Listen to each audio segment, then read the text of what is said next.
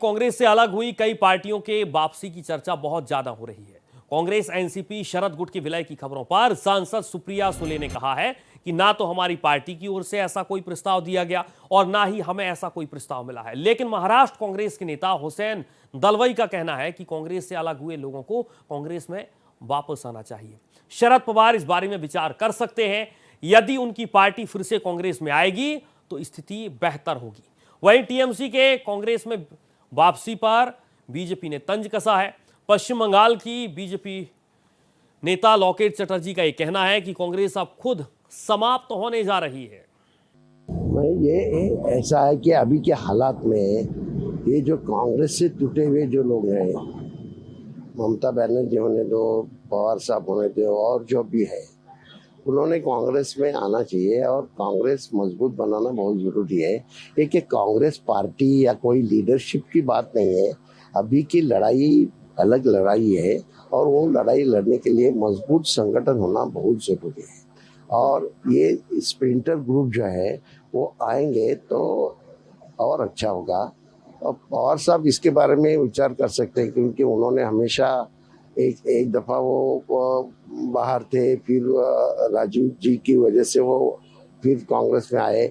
अभी भी वो आएंगे तो अच्छा होगा, ऐसा मुझे लगता है। कुछ पता नहीं, ना आदरणीय पवार साहब को कुछ पता है, ना मुझे, ना शशिकांत शिंदे जी, ना जयंत पाटिल जी। हमारे पार्टी में ना किसी ने प्रस्ताव दिया है, ना हमें किसी ने प्रस्ताव दिया है। ना हमने दिया है ना उन्होंने दिया है। भारतीय जहाजों पर देखिए, है कोई कांग्रेस क्या है देश में? आपको लगता है क्या?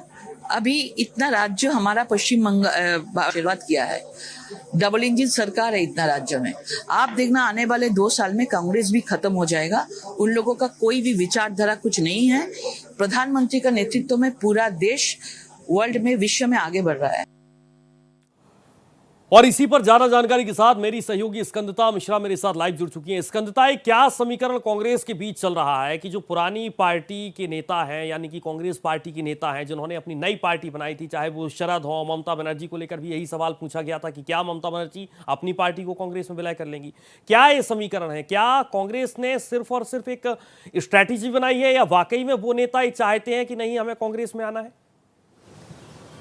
देखिए, जिस तरीके से भारतीय जनता पार्टी की 22 राज्यों में सरकार है और अगर कांग्रेस की बात की जाए तो कांग्रेस जो है सबसे बड़ी मुख्य विपक्षी पार्टी है। और कांग्रेस के साथ ऐसी कई पार्टियां हैं, चाहे हम एनसीपी की बात की जाए, नेशनल पीपल पार्टी की बात की जाए, एनपीपी जिसको कहा जाता है, टीएमसी की बात की जाए या वाईएसआरसीपी की बात की जाए या केरल कांग्रेस की बात की जाए, यहाँ तक कि तेलंगाना में भी एक संगठन है। यानी कि कांग्रेस से अब तक 60 से ज्यादा ऐसे लोग दल हैं जो टूटकर अलग हुए हैं, लेकिन वो बाद में कई बार वापस भी आ गए, जिन्होंने आकर कांग्रेस में विलय कर लिया। इसके अलावा कई लोग ऐसे भी हैं जो अपनी पार्टियां मजबूती से चला रहे थे, लेकिन अब उनका जो है उनकी पार्टी का उतना अच्छा नहीं सिस्टम उनका चल रहा है। जिसमें टीएमसी की भी अगर बात की जाए तो कितने ज्यादा लोग छोड़कर वापस कांग्रेस में शामिल हो रहे हैं। शरद पवार की जो पार्टी है एनसीपी की बात की जाए तो उनकी पार्टी के कुछ लोगों ने हालांकि ये कहा है कि उनके पास ऐसा कोई मैसेज नहीं आया पार्टी छोड़ने को लेकर,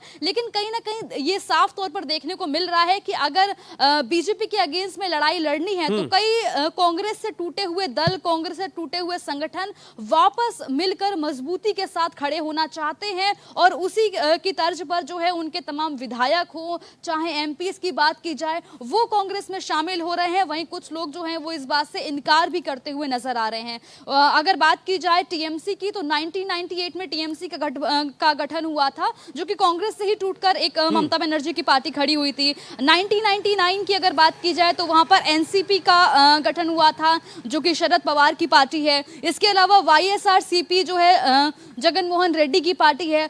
2011 में नेशनल पीपल पार्टी 2012 में उसका गठन हुआ था। तो ऐसी कांग्रेस से टूटकर बनी हुई कई पार्टियां हैं जो अभी तक जो है जो मजबूती से चल रही हैं, लेकिन कई पार्टियां ऐसी हैं जो पहले ही विलय भी कर चुकी हैं। तो कहीं ना कहीं अब जो चर्चा है वो इसी बात पर है कि जो छोटे छोटे दल हैं या जो दल अच्छी स्थिति में नहीं है वो वापस अपने आप को कांग्रेस में विलय करके और फिर एक पार्टी के साथ यानी कि कांग्रेस के साथ मजबूती से खड़े होकर मुख्य विपक्ष के तौर पर भारतीय जनता पार्टी के सामने खड़े हों। जी, स्कंदता, ये बेहद अलग तरीके की स्ट्रेटजी है जिस पर कांग्रेस काम कर रही है, लेकिन एक बेहद महत्वपूर्ण सवाल इसलिए भी है कि कांग्रेस तो ये चाह रही है कि हमारे जितने पुराने पार्टी के नेता हैं उन्हें शामिल कराया जाए, लेकिन सवाल ये है उन नेताओं को मनाने का, क्योंकि वही नेता हैं जिन्होंने कांग्रेस से हटकर कांग्रेस को अलग तरीके से दरकिनार करते हुए अलग अलग राज्यों में खुद को स्थापित किया, चाहे वो ममता बनर्जी हो, चाहे वो शरद पवार हो, या जितने भी जो राज्य के बड़े नेता हैं, उन्होंने ये साबित कर दिखाया है। ममता बनर्जी पहले लेफ्ट से निकली, कांग्रेस में आई और उन्होंने टीएमसी का गठन किया। शरद पवार ने भी कमोबेश यही किया है। लेकिन अगर ये नेता मान लिया जाए कि कांग्रेस का चेहरा होंगे, कांग्रेस में शामिल होंगे, तो सबसे बड़ा सवाल है कि वोटों को कैसे डाइवर्ट कराया जाएगा, क्योंकि बीजेपी से लड़ना तो एक चुनौती है। अब वोट डाइवर्ट टीएमसी से कांग्रेस में कैसे होगा? कार्यकर्ता कैसे समझ पाएंगे कि मैं टीएमसी का कार्यकर्ता हूं, अब कांग्रेस का कार्यकर्ता बनने जा रहा हूं? ये बेहद महत्वपूर्ण है।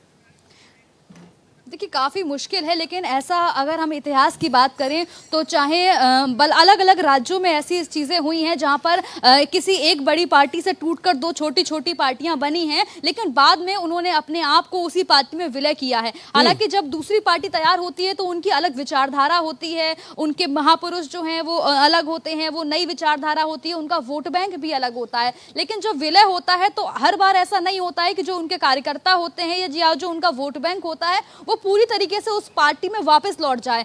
कई अगर विचारधारा की बात की जाए या वोट बैंक की बात की जाए तो फिर ऐसे में कार्यकर्ता हो या अगर वोटर्स की बात की जाए तो वो अपने हिसाब से डिसाइड करते हैं कि उनको किस पार्टी में जाना है।